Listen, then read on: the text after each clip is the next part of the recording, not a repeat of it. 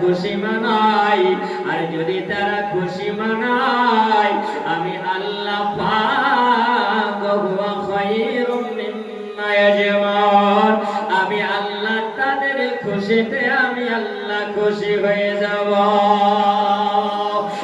আমার জোয়ান যুবকেরা, আমার সোনামানিক, আমার আব্বাজিরা, আমার মা খালা শুনে যাও, আল্লাহ পাক আমার নবীকে সর্বপ্রথমে আল্লাহ পাক আমার নবীকে আল্লাহ সৃষ্টি করেছিলেন। আরশ কুরসি লৌহ কলম যা কিছু আল্লাহ সৃষ্টি করেছিলেন তার চাইতে আল্লাহ পাক জমিন আসমান আল্লাহ বানিয়েছিল। আমার আল্লাহ পাক আল্লাহ রাব্বুল আলামিন বলেন, আমি আল্লাহ সর্বপ্রথমে আমার নবীকে আমি আল্লাহ বানিয়েছিলাম। আমার আল্লাহ পাক এখানে এটাই আল্লাহ পাক বুঝায়া দিন, আমার আল্লাহ পাক এটাই জানাই, ওরে জগৎবাসীরা তোমরা শুনে রাখো, আমি আল্লাহ পাক তোমাদের কাছে আমি আল্লাহ বড় একটা নিয়ামত আমি আল্লাহ পাঠিয়েছিলাম। সব চাইতে হলো ওটা উত্তম বস্তু। জোরে বলো উত্তম বস্তু বলতে বোঝাই আমার নবী পাক সাহিবুল আওলাদ নবী মুহাম্মদুর রাসূলুল্লাহ সাল্লাল্লাহু তাআলা আলাইহি ওয়াসাল্লাম কে বুঝিয়েছে। তাহলে আমরা সর্বপ্রথমে বাবা কি পেয়েছি বলো? সর্বপ্রথমে আমরা কি পেলাম? সর্বপ্রথমে আমরা পেলাম আমার নবীকে আমরা পেয়েছি। জোরে বলুন। কোন মানুষ প্রশ্ন করবে বলে মাওলানা আমার আল্লাহ পাক পৃথিবী জমিনে আমার আল্লাহ সর্বপ্রথমে আল্লাহ মানব করে যদি আল্লাহ পাঠায় তো আমার আল্লাহ পাক পাঠিয়েছেন যিনি করেন আদম আলাইহিস সালাম। আমার নবীকে জিজ্ঞাসা করা হয়েছিল, ইয়া রাসূলুল্লাহ, ইয়া হাবিবাল্লাহ, নবী গো আপনি বলেন ইয়া রাসূলুল্লাহ সর্বপ্রথমে আল্লাহ পৃথিবীতে আমার নবীকে আল্লাহ পাঠিয়েছেন। আমার আল্লাহ পাক আদম নবীকে আল্লাহ পাঠিয়েছেন। আমার নবী উত্তর দিয়ে দিলেন, আমার নবী বললেন তাফসীরে রুহুল বায়ান ৪র্থ খণ্ড পৃষ্ঠা নাম্বার 38 কুনতু নাবিয়্যা দামা বাইনাল মাই ওয়াত তিন। আমার আল্লাহ যখন আমাকে সৃষ্টি করেন তখন আমার আল্লাহ পাক আদম আলাইহিস সালামকে মাটি এবং পানির সঙ্গে মিশ্রিত হয়েছিল।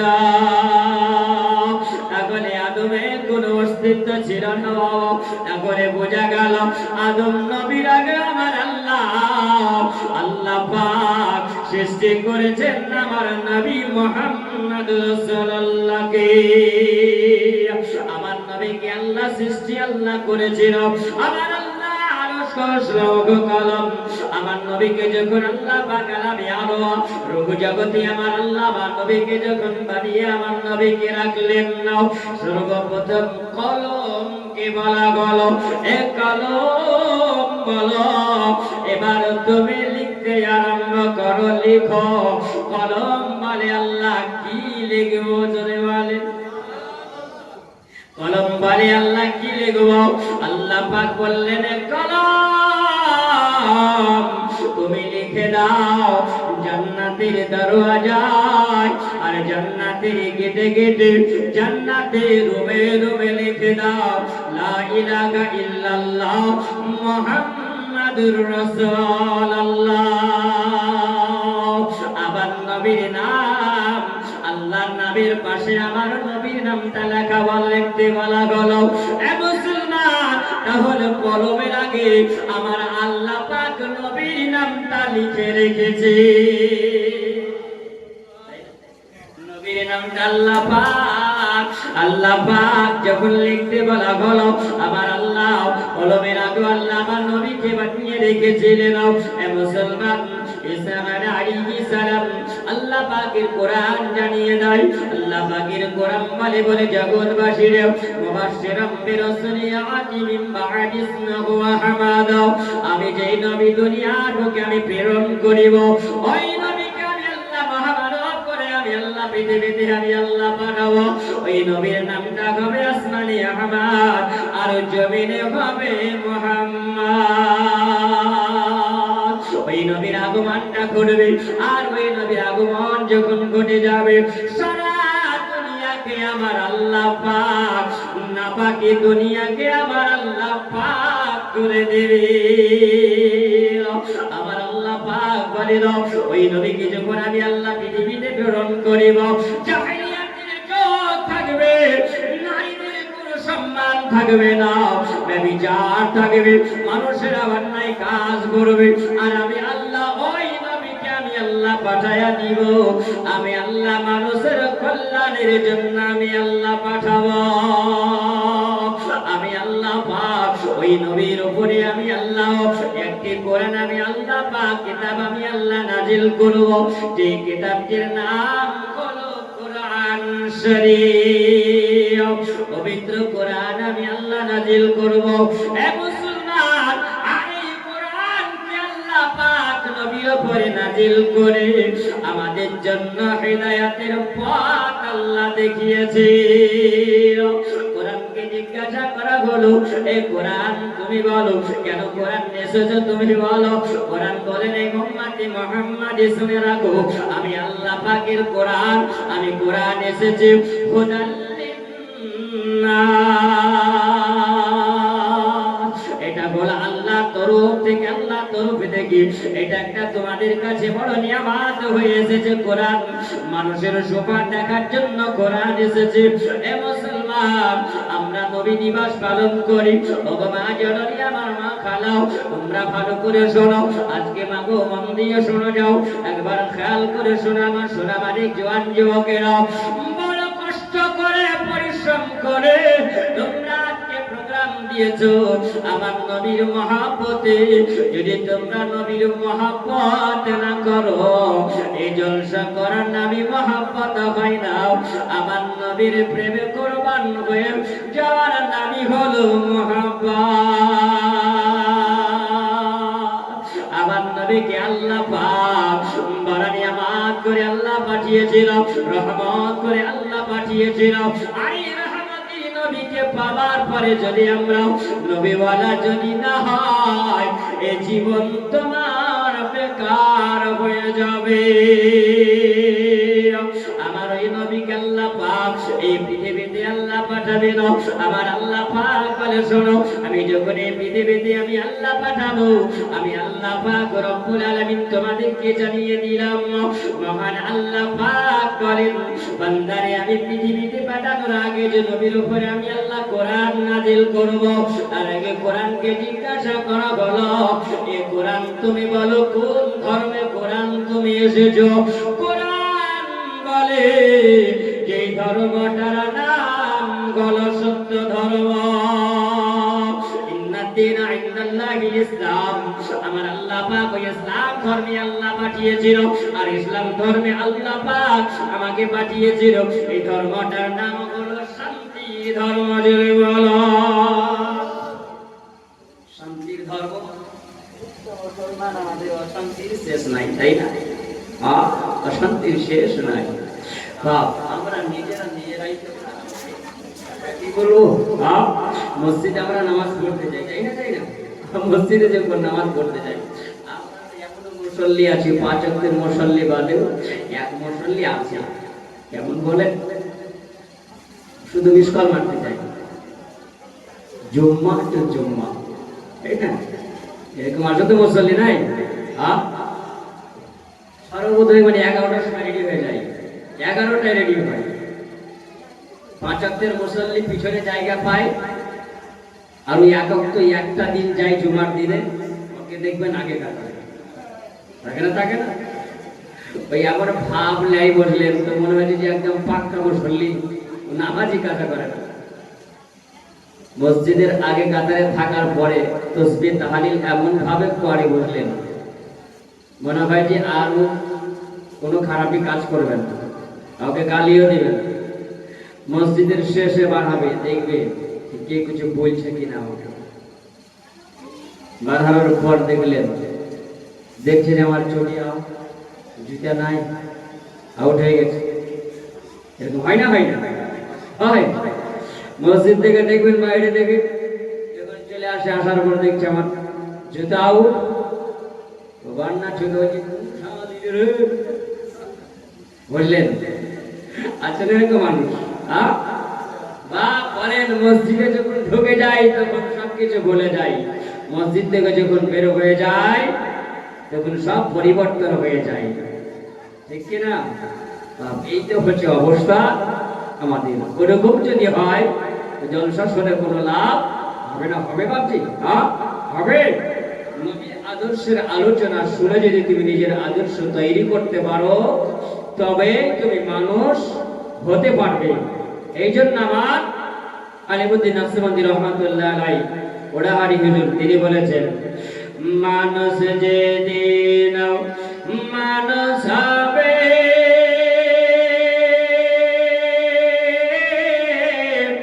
সেদিন মানুষ আল্লাহ পাবে। জোরে বলেন মানুষ যেদিন মানুষ হবে মানুষ দিন আল্লাহ পাবে। মানুষ যদি না হয় সে পশু হয়ে মারা যাবে রে।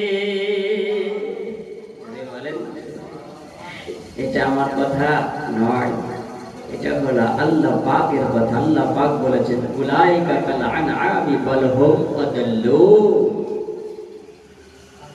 যাদের মধ্যে আল্লাহর ইবাদত নাই, নবীর মহব্বত নাই, তারা হলো চতুষ্পদ জানোয়ার। বাপ এটা মন গঠানোর কথা, এটা আল্লাহ পাক বলছেন। যাদের আল্লাহর ইবাদত নাই, আল্লাহর ইবাদত যারা করে না তারা হলো মানুষ নয়, তারা হলো পশু। তাহলে বলেন আল্লাহ পাক নির্ধারিত সময় আমার আপনার জন্য সুবহানাল্লাহ 5 ওয়াক্তের টাইম আল্লাহ পাঠিয়েছেন, 5 ওয়াক্তের সময় পাঠিয়েছেন। আল্লাহ পাক বলেছেন ইন্নাস সালাতা কানাত আলাল মুমিনিনা কিতাবাম মাওকুতা। আমি আল্লাহ মুসলমানের জন্য নির্ধারিত সময় আল্লাহ পাক আমি নামাজকে ফরজ করে দিয়েছি। বাপ হাত করে বলবো বাবাজি, আমার সোনামানিকেরা, জোয়ান যুবকেরা, আমার মা খালারা, নামাজ কাজা করিও, নামাজ কাজা করিও। নামাজ হলো তোমার সর্বপ্রথম কবরের অন্ধকার, কবরের তোমার লাইট, আলো, নূর হচ্ছে তোমার নামাজ। নামাজ হচ্ছে একটা আলো, আর সালাত নূরুন। বলা হয়েছে নামাজ হলো একটা আলো, একটা রোশনি, একটা প্রকাশ। অন্ধকার কবরে তোমার যদি আলো জ্বলে তো অসুবিধা হবে বা অসুবিধা হবে না। আমার ওই নবীর জন্য কিন্তু আমরা পেয়েছি নামাজ, ওই নবীর জন্য পেয়েছি আমরা রোজা, ওই নবীর জন্য পেয়েছি আমরা যাকাত, ওই নবীর জন্য পেয়েছি আমরা হজ, ওই নবীর জন্য আমরা পেয়েছি আজকে সুন্দর আদর্শ, ওই নবীর জন্য পেয়েছি আমরা আজকে শান্তির পথ। জোরে বলেন সুবহানাল্লাহ। আর ওই নবীকে আমার আল্লাহ পাক রব্বুল আলামিন এই মক্কার জমিনে, মক্কার শাহ জমিনে আল্লাহ পাক আমার নবীকে আল্লাহ পৃথিবীতে আল্লাহ পাঠিয়েছেন কার ঘরে? হযরত ঈসা আলাইহিস সালাম। তিনি বলেছেন এই জগৎবাসীরা তোমরা শুনে রাখো, এই জগৎবাসী তোমরা মন দিয়ে শোনো। আল্লাহ পাক বলেন যার আসমানে নাম হবে আহমদ আর জমিনে হবে মুহাম্মদ। ওই নবীকে যারা দেখনে वाला হবে, ওই নবীর কলমা পড়নে वाला যারা হবে তারা জান্নাতের হকদার হয়ে যাবে। এ মুসলমান নাও, তিনি বললেন আমার 500 বছর পরে তিনার আগমনটা ঘটবে মক্কা নগরে। আর তিনার বাবার নাম হবে আব্দুল্লাহ, মায়ের নাম হবে আমিনা, আর দাদুর নাম হবে আব্দুল মুতাল্লিব। তিনি আসবেন মক্কা শহরে, আর ওই শহরটার নাম আগে ছিল মক্কা। আর মক্কা থেকে বাবা আমার নবী আসার পরে হলো মক্কা। জোরে বলো নবীর প্রেমে জান যিনি লুটিয়েছিলেন। ও বাবা ইতিহাস আলগা করে দেখুন আমার নবীর জীবনে কি শুনবেন বাবা।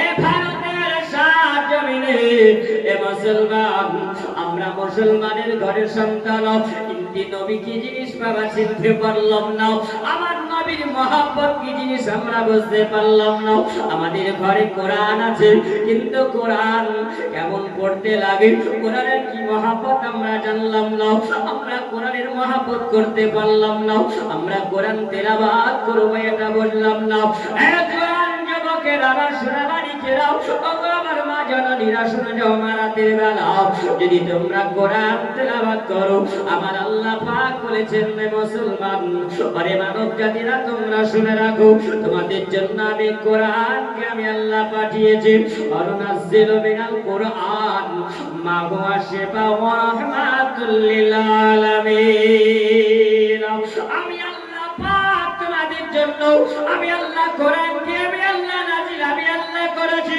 এই কোরআনকে আমি আল্লাহ পাঠিয়েছি আমি আল্লাহ তোমাদের জন্য কোরআন নাজিল আমি করলাম আমি তোমাদের জন্য কোরআনকে ঔষধ করে আমি আল্লাহ পাঠিয়েছি আমি আল্লাহ কোরআন আমি আল্লাহ পাঠিয়েছি তোমাদের জন্য বড় একটা রহমত করে আমি আল্লাহ পাঠিয়েছি এই কোরআন যদি তোমরা সিনাতে রাখতে পারো তোমাদের জবানে জবানে যদি রাখতে পারো আমি আল্লাহ পাক কোরআনের বদলাতে আমি আল্লাহ তোমাদের অসুখ বালা আমি আল্লাহ সব আমি আল্লাহ দূর করে দেব কিন্তু আমল করতে জানলে তো বাবা এই ভারতের বুকে একজন ব্যক্তি যার নাম হলো শিব শক্তি ডক্টর শিব শক্তি মহারাজ উদাসীন এই ভারতের বুকে যিনার বাসস্থান তিনি বলেছিলেন আমার বাবা এই একটা আশ্রম ছিল আর ওই আশ্রমে আমি পড়াশোনা করেছিলাম আর পড়াশোনা করার পরে আমি এলাহাবাদ বিদ্যালয় থেকে আমি ডিগ্রি লাভ করেছিলাম এমএ ডিগ্রি আমি করেছিলাম কিসে করেছিলেন একটু ভালো করে মন দিয়ে শুনবেন মথুরা বৃন্দাবনে যার বাড়ি এ মুসলমান তিনি বলেছিলেন আমি যখন এমএ ডিগ্রি আমি যখন কমপ্লিট করলাম এমএ ডিগ্রি কমপ্লিট করার পরে তিনি বলেন 8 বছর ধরে আমি পড়াশোনা করেছিলাম লন্ডনে তার বিশ্ববিদ্যালয়ে তিনি বলেন আমি ওই জায়গাতে যখন আমি ওই জায়গাতে আমি ডিগ্রি লাভ করেছিলাম ওই 8 বছর ধরে আমি অনেকগুলো ধর্মের মধ্যে 10টা ধর্মের বিদ্যা আমি লাভ করেছিলাম জোরে বলেন 10টা ধর্মের বিদ্যা তিনি বলেন আমি 10 ভাষাতে আমি কথা বলতে পারতাম তিনি বলেন আমি ওই সময় যখন আমি বিদ্যা লাভ করলাম আর বিদ্যা লাভ করার পরে তিনি বলেন আমি ওই সময় একটু গবেষক আলোচনা করতে লাগলাম আমি যখন ডিগ্রি অর্জন করলাম আমি ডিগ্রি অর্জন করার পরে আমি ভাবে দেখলাম আমি ওই সময় আমাকে ভালো লাগতো আমাকে পড়তে ভালো লাগতো আমি দেখতাম আমি ওই সময় যেন আমার হিন্দু ধর্মের পুস্তকগুলো আমি পড়তাম আমাকে ভালো লাগতো আরবি পড়তে ভালো লাগতো আমাকে ইংরেজি পড়তে ভালো লাগতো উর্দু পড়তে ভালো লাগতো আমাকে ফার্সি পড়তে ভালো লাগতো আমি এই কিতাবগুলো যখন পড়তে আরম্ভ করতাম আমি পড়তে পড়তে পড়তে পড়তে দেখলাম সব ধর্মের কিতাবগুলো যখন আমি দেখলাম মুসলমান ধর্মের কোরআনটাকে একবার খুলে দেখি আমি কোরআন খুললাম তিনি শুধু আরবি পড়তে জানতেন না আরবির মানেটাও পড়তে পারতেন যদি বলেন তিনি বলছেন দেখলাম আমি মুসলমান আমি ওই সময় যখন আমি দেখলাম আমি পড়তে আরম্ভ করলাম আমি যখন সর্বপ্রথম কোরআন খুললাম আর কোরআন খোলার পরে আমি দেখলাম এই কোরআন কার উপরে নাজিল হয়েছিল একজন মুসলমান ধর্মের মহাগুরু যিনি হলো তার নাম হলো মুহাম্মদ সাল্লাল্লাহু আলাইহি ওয়াসাল্লাম ধর্মের গুরুর যিনি হলেন নেতা যার নাম হলো মুহাম্মদ উনি একজন মুসলমানদের তিনি হলেন নবী জোরে বলো আল্লাহ পাক তাকে দুনিয়ার বুকে আল্লাহ নবী করে আল্লাহ তিনাকে পাঠিয়েছিল একবার খেয়াল করে করে সঙ্গে নাও, জোয়ান যুবকেরা একবার মন দিয়ে শোনা আমার আব্বাজিরা, ও আমার মা খালা কেমন মহাব্বত করবেন। আর একজন যিনি শিব শক্তি তিনি বলেন আমি নবী কেমন মহাব্বত করেছিলাম। এ মুসলমান, তিনি বলেন না ওই সময় যখন ধর্মীয় গ্রন্থগুলো পড়তে আমি আরম্ভ করেছিলাম, আমি পড়তে পড়তে দেখলাম কোরআনটাকে যখন আমি আলগা করলাম, আরে মুসলমান ঘরে ছেলেরা, আজকে তোমরা বলো বলো তোমরা কোরআন পড়তে জানো না? আজকে তোমরা কোরআনটা দেখো, রাস্তা কোরআন দেখো, তোমরা ঘরের মধ্যে আলমারির মধ্যে সামশেটের উপরে তোমরা তুলে রেখে দিয়েছো।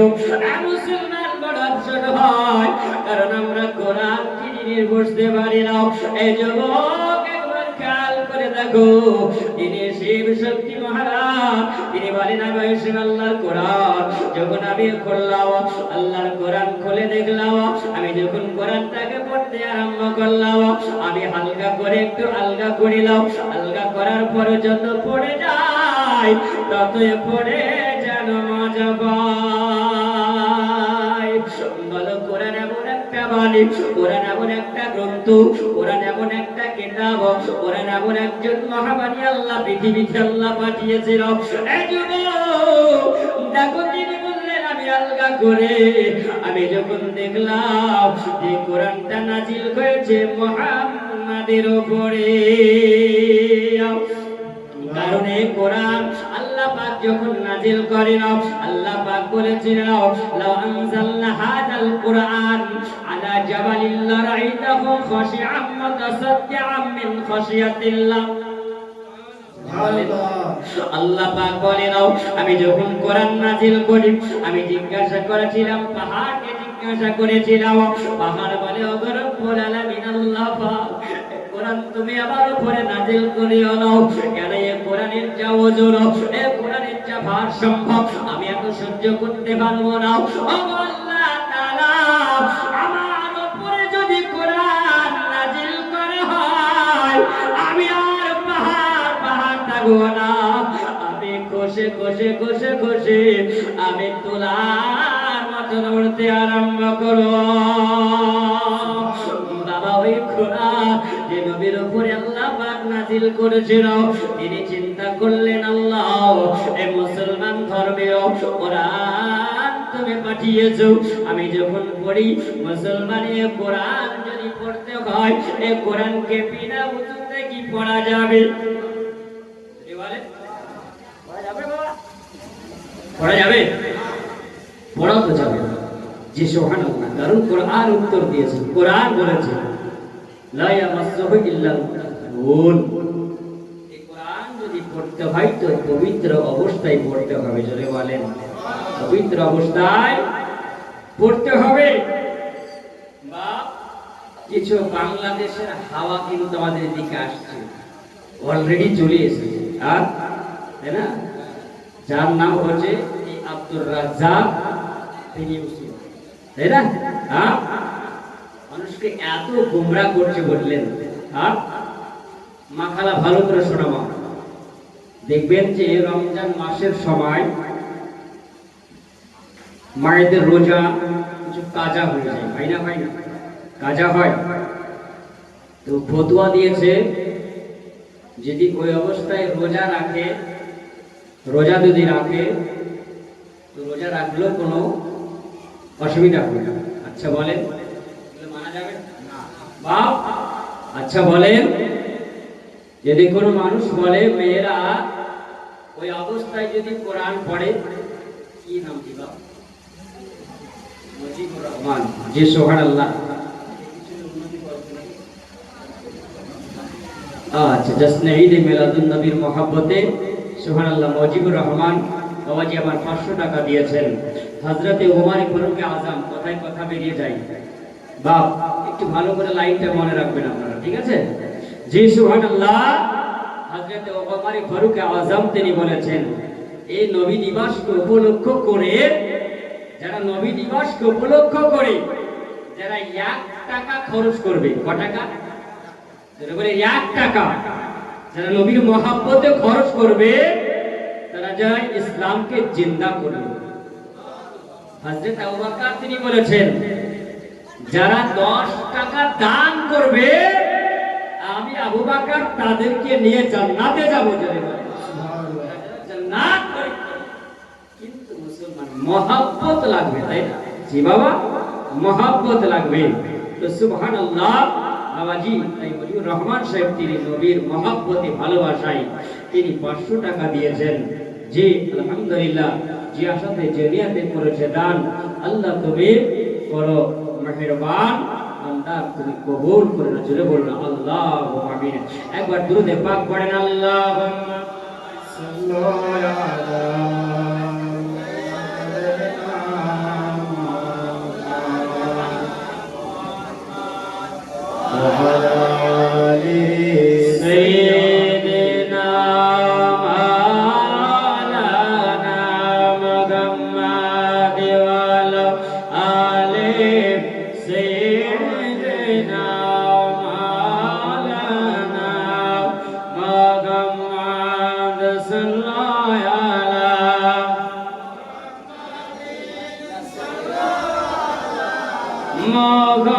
मोहम्मद हरदम जावा पाक नबी मोहम्मद हरदम जावा सैने कलाम शफियाना मोहम्मद चल चल चल मदीने जल्दी चल चल चल चल मदीने जल्दी चल तैयबा नगर को जाना है जख्म जिगर को दिखलाना है जख्म जिगर को दिखलाना है अज नहीं तो कल चल चल चल मदीने जल्दी चल चल चल चल मदीने जल्दी चल अपने अपने किस्मत है अपना अपना नसीबा है कोई तरसता है कोई हर साल मदीने जाता है अपने अपने किस्मत है अपना अपना नसीबा है कोई तरसता है कोई हर साल मदीने जाता है कोई हवाई जहाज से भी जाता कोई हवाई जहाज से भी जाता कोई चल चल चल मदीने जल्दी चल चल चल चल मदीने जल्दी चल तैयबा नगर को जाना है जख्म जिगर को दिखलाना है अज नहीं तो कल चल चल चल मदीने